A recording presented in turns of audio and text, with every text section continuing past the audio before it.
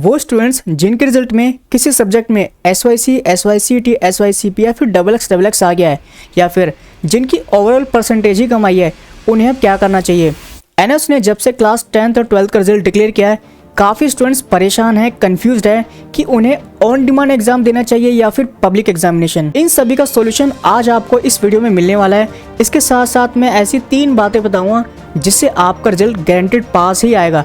तो वीडियो को एंड तक जरूर देखना ताकि कोई भी जरूरी इन्फॉर्मेशन आपसे मिस ना हो। कमेंट बॉक्स में जरूर बताना कि आपका रिजल्ट कैसा रहा और आप किस स्टेट से हैं। तो चलिए सबसे पहले समझ लेते हैं इन एब्रिविएशंस का मतलब क्या होता है। जो आपके रिजल्ट में आपके सब्जेक्ट के सामने लिखा है, इसका मतलब क्या है।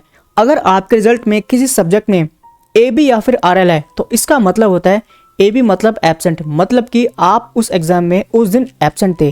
और अगर आपके रिजल्ट में किसी सब्जेक्ट में RL है तो इसका मतलब है कि रिजल्ट लेटर, कुछ ऐसे टेक्निकल इश्यूज की वजह से आपके रिजल्ट को होल्ड पे रखा गया है, लेकिन कुछ समय के बाद आपके रिजल्ट को डिक्लेयर कर दिया जाएगा। और अगर आपके किसी सब्जेक्ट में SYC है तो इसका मतलब होता है subject yet to be clear. Suppose कीजिए आपका मैथ्स का एग्जाम था और उसमें थियोरी एंड प्रैक्टिकल दोनों ही होता है, तो मतलब आप दोनों में ही फेल हैं। थियोरी एंड प्रैक्टिकल आपको फिर से देना होगा। और अगर आपके किसी सब्जेक्ट में SYCP है तो इसका मतलब है subject yet to be clear in practical, मतलब आपको प्रैक्टिकल का एग्जाम फिर से देना होगा, आप थियोरी में पास हैं। और अगर किसी सब्जेक्ट में SYCT है तो इसका मतलब होता है subject yet to be clear in theory, मतलब आप प्रैक्टिकल में तो पास हैं लेकिन थियोरी में आप फेल हैं। और अगर आपके रिजल्ट में ही XX आ गया है तो इसके 2 रीजन हो सकते हैं। पहले रीजन ये है कि आपने 4 सब्जेक्ट से एग्जाम दिए थे, आपको एक सब्जेक्ट ऐड कराना है, उसका एग्जाम देना है, देन आपका रिजल्ट पास में कन्वर्ट कर दिया जाएगा। दूसरा रीजन ये होता है कि आपने जो सब्जेक्ट्स लिए थे उसमें कोई भी सब्जेक्ट लैंग्वेज का नहीं था,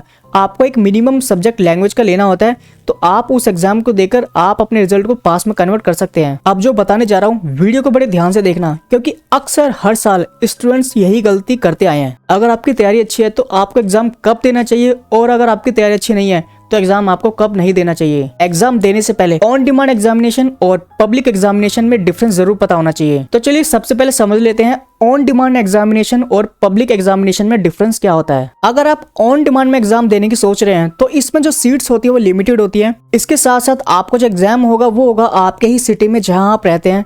केंद्रीय विद्यालय और NS के रीजनल सेंटर्स में ही इनके सेंटर होते हैं, आपको एग्जाम उन सेंटर्स में ही देना होगा।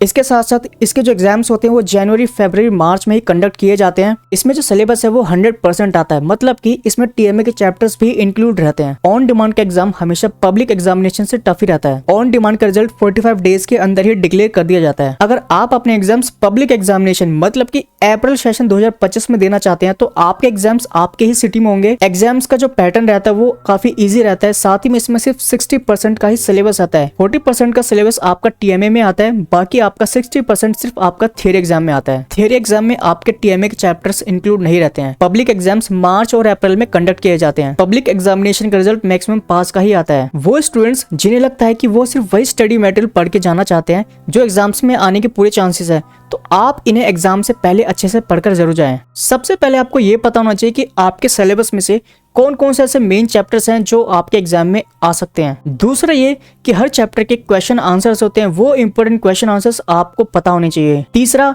आपके इजी शॉर्ट नोट्स, हर चैप्टर के अपने कुछ नोट्स होते हैं, वो इजी शॉर्ट नोट्स जो आप एग्जाम से कुछ दिन पहले इनको याद करके जा सकते हैं और 70+ मार्क्स आप अपने एग्जाम में इजीली ला सकते हैं। अगर आप इन नोट्स को लेना चाहते हैं तो इस वीडियो के डिस्क्रिप्शन बॉक्स में लिंक दिया हुआ है, सिंपली क्लिक करके आप ले सकते हैं, या फिर आप हमारे इस दिए गए व्हाट्सएप नंबर पे कांटेक्ट करके भी ले सकते हैं। चाहे आप ऑन डिमांड में एग्जाम दे या फिर पब्लिक एग्जामिनेशन में, अगर आपकी कोई भी क्वेरी है, कोई भी डाउट है, या फिर एग्जाम सीट बुकिंग से रिलेटेड कोई भी क्वेरी है, या फिर आप एडमिशन करवाना चाहते हैं, तो आप हमसे इस दिए गए व्हाट्सएप नंबर पे कांटेक्ट कर सकते हैं। आपकी क्वेरी रिजॉल्व जरूर की जाएगी। डिस्क्रिप्शन में एक फॉर्म है, आप उसको फिल करके आप अपनी क्वेरी को पूछ सकते हैं। मिलते हैं आपसे एक न्यू इंटरेस्टिंग वीडियो के साथ। Till then take care.